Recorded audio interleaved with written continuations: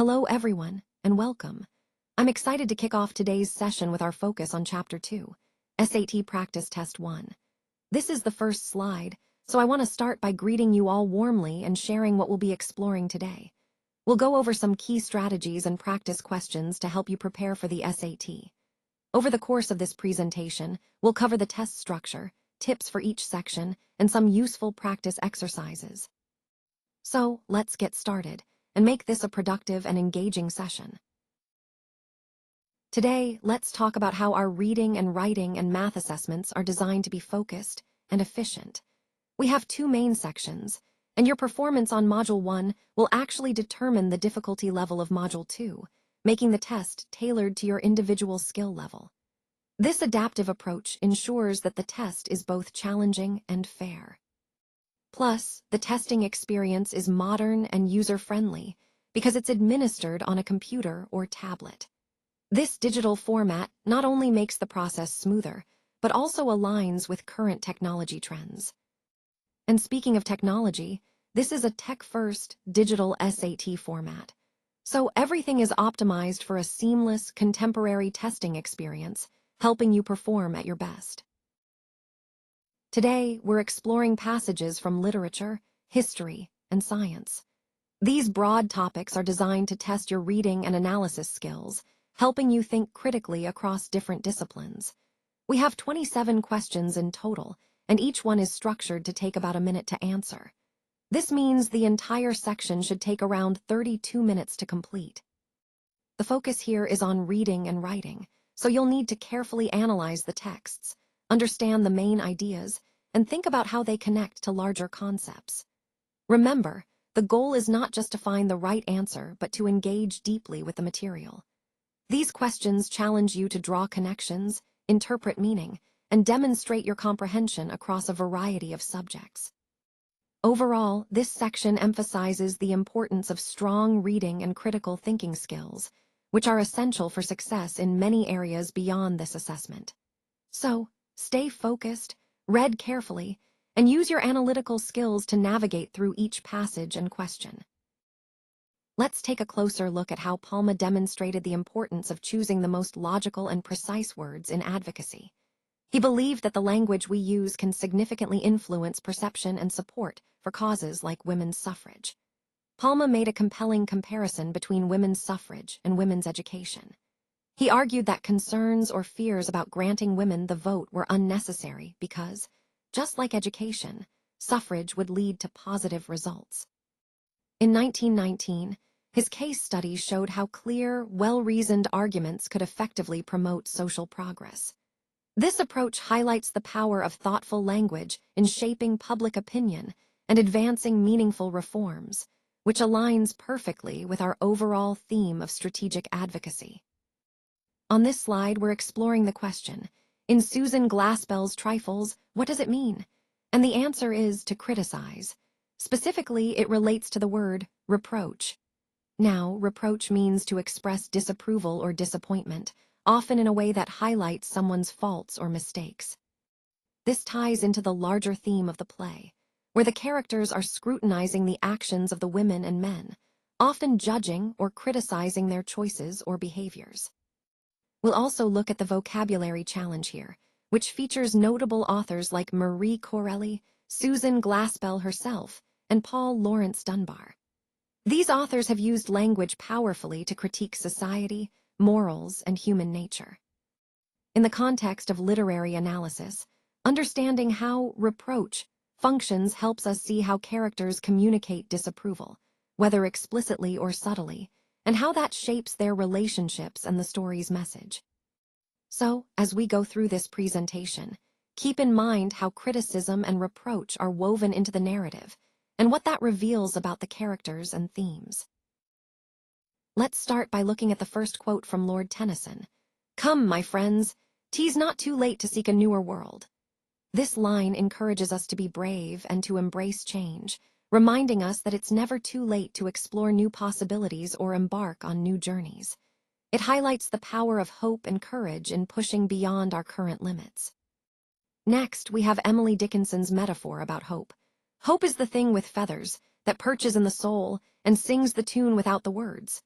Here, Dickinson uses a vivid image to show us that hope is light, uplifting, and always present inside us, even when words fail. It's a reminder that hope is a constant, gentle presence that can lift us during difficult times. In analyzing these texts, we see that both authors use powerful imagery and metaphors to communicate their messages. Tennyson's call to seek a newer world reflects a forward-looking hope, while Dickinson's metaphor emphasizes hope's resilience and comforting nature. Connecting these ideas to the overall theme of our presentation, it's clear that understanding how authors use proclamations and evidence helps us grasp deeper meanings and appreciate the universal relevance of hope and courage in our lives. Now, looking at El Salvador and Panama, we see some clear differences in their urban populations. It's interesting because, despite their geographic proximity, their urbanization patterns vary quite a bit. One key point to emphasize is that there isn't a strong link between where people work and where they actually live. This might seem counterintuitive at first, but it suggests that people's daily routines and living arrangements don't always align with their employment locations. So, the researchers took a closer look at this by exploring the connection between agricultural work and urban living. They wanted to see if those engaged in farming are also more likely to live in rural areas, or if there's a different trend at play. This investigation was part of a broader Central America study, which aimed to understand these mobility and settlement patterns better. The takeaway here is that understanding these dynamics helps us grasp broader social and economic trends across the region. Overall, these insights are important because they challenge some common assumptions about work and residence, and they help us see the complexity behind urbanization and employment patterns in Central America. So, in this part of the study, the psychologist found something quite significant. There is a clear limit to how many items people can actually hold in their short-term memory. This is a crucial finding because it helps us understand the capacity constraints of our memory system. When we look at the results, we see a message that says, "Limit reached," which indicates that during the tests, there was a point where participants could no longer accurately recall additional items. This experiment specifically tested the capacity of human short-term memory. We had 4 different subjects, each taking part in 4 separate trials, where they were asked to recite a list of words. This setup allowed us to observe how well people could remember and how their performance varied across different trials and individuals. The core idea here is that short-term memory isn't limitless. It has a finite capacity. And these kinds of experiments are essential because they allow us to quantify that limit and better understand how our memory works in real-life situations, tying into the broader theme of how our cognitive processes function within certain constraints. All right, let's talk about the built-in Desmos calculator. Think of it as your best friend when tackling math questions. It's a powerful tool that helps you visualize problems, check your work, and experiment with different approaches. When we focus on algebra, problem solving, and data analysis, having this calculator at your fingertips makes things much more manageable. Remember, there are 27 questions in this module, so staying sharp is key. You've got just over a minute for each question, so efficiency is important. Keep track of your time and don't rush, just stay focused and use the calculator smartly. Overall, this module is designed to sharpen your math skills, and the Desmos calculator is an essential part of that process. Use it to explore, verify, and deepen your understanding as you go through each problem. Keep this in mind, and you'll be well on your way to mastering the material. Let's focus on identifying your weak areas and targeting them with focused practice sessions. By doing this, you can make more efficient progress and strengthen the skills that need the most attention. Remember, continuous growth is the goal. It's not just about getting the right answer, it's about understanding the logic behind every question. This deeper understanding really cements your learning and builds confidence. Also, make sure to review explanations carefully. They give you insight into the reasoning behind each question, which is crucial for avoiding similar mistakes in the future. And don't forget to use the online student tools. These can give you an immediate estimate of your score so you can see your progress in real time. All these steps, tracking your score, reviewing explanations, and targeting weak areas, are part of your overall path to success.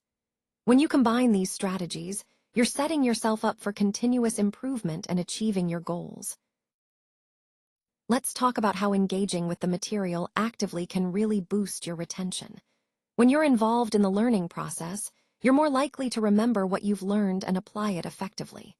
One great way to do this is through interactive practice, using quizzes, discussions, or hands-on activities to reinforce your understanding.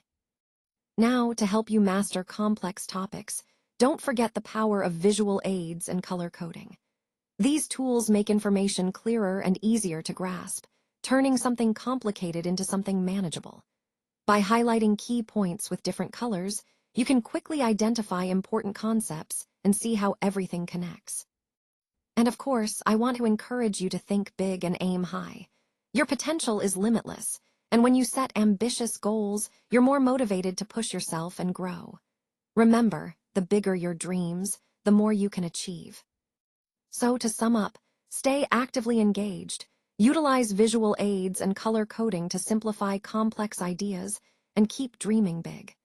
These success tips will help you stay motivated and improve your learning outcomes throughout this journey. You've got this. Now it's time to put what we've learned into practice. Remember, practice is the key to building confidence and mastering these skills. The more you apply the concepts we've discussed, the more natural they will become. So take this opportunity to try things out, ask questions, and learn from any mistakes along the way. Keep in mind, every step you take brings you closer to your goals. Stay positive, stay focused, and trust in your ability to succeed. You've got this.